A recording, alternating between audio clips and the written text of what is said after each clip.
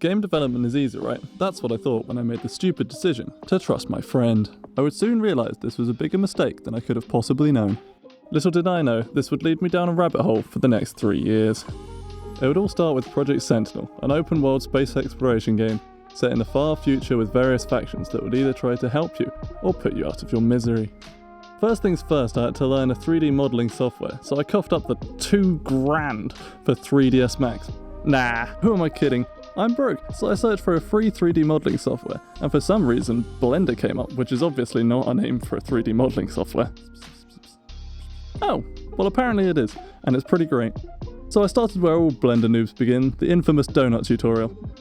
I may have skimmed the first few, started the fourth and laughed at... It's just fun seeing like the viewership drop after every part as people quit. After not paying attention, I opened Blender for the first time. I obviously didn't need help with anything basic, especially not after all those tutorials.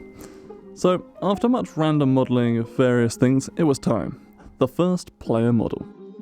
I had the idea of a spherical robot that would interface with a mech. Let's begin the time-lapse. What? Sui. So I didn't record myself making the model. I forgot.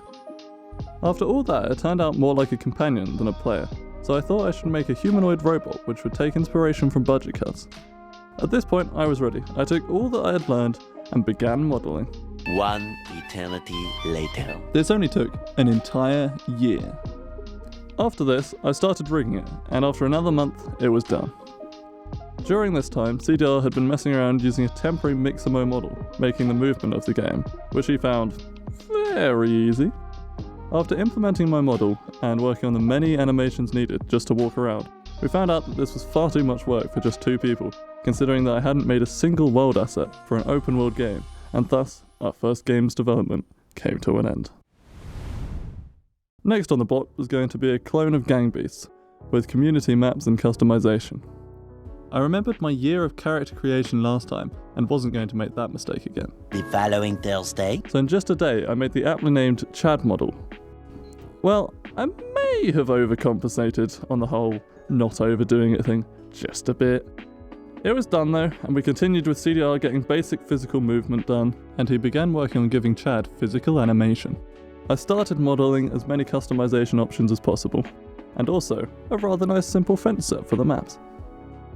CDR was still struggling to get the character's physical animation to work correctly, as it was still nowhere near the quality of Gang Beasts. Unreal Engine's physics-based characters are very difficult to get working, and to achieve the same level of movement, he would need to write a character movement component from scratch, or change engine to Unity, which would have been a bad idea.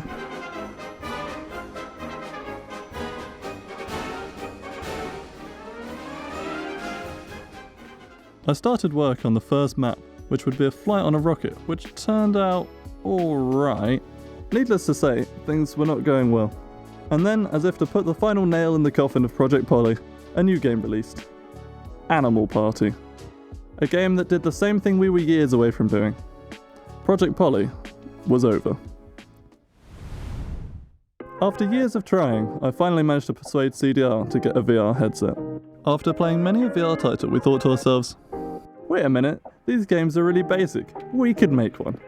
Yet again we thought, how hard could it be? We both liked climbing games, but felt the premise of them was always aiming to be very realistic, especially that of the climb. We aimed for a more fun arcade game style. So, what do climbing games need? Climbing holds, climbing walls, and the ability to climb on them. I got to work on making the amazing Long A, and its 2 brothers, Long B and C. Long A is a grower, not a shower. Next, I made another 11 holds that add some variety to play with. During this time, CDR was cutting down the VR expansion plugin and optimizing what remained before he made the various fundamental climbing systems work. The climbing system turned out to be very fun, so I threw together a basic test wall and texture. And as all games are made better with friends, we spent far too much time staring at the join menu before, after much deliberation, we had done it. Multiplayer. This revealed many bugs relating to clipping through walls in multiplayer, which was easily fixed by replication! It was time to upgrade these doughy hands, so I began making hand models. Well, I mean, this is important research too, I suppose. I'll just, yes, nothing ever happened. Nothing at all. Yep. Back to the video. So I got started without wasting any time, and before long it was done. Just look at those beauties. No, not those. During my escapades, CDR was hard at work making a material system using multiple UVs and the instance sizer. We were able to lower the draw calls considerably, allowing for better performance. At this point, it was time for a better lobby map, so I got to work.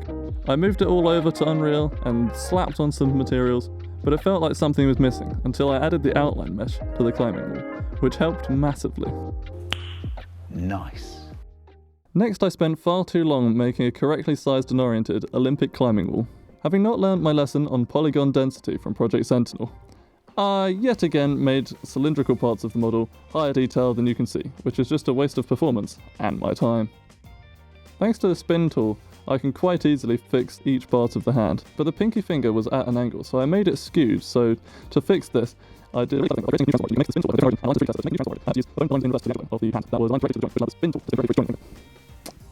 Sorry about that, I went off on a bit of a tangent.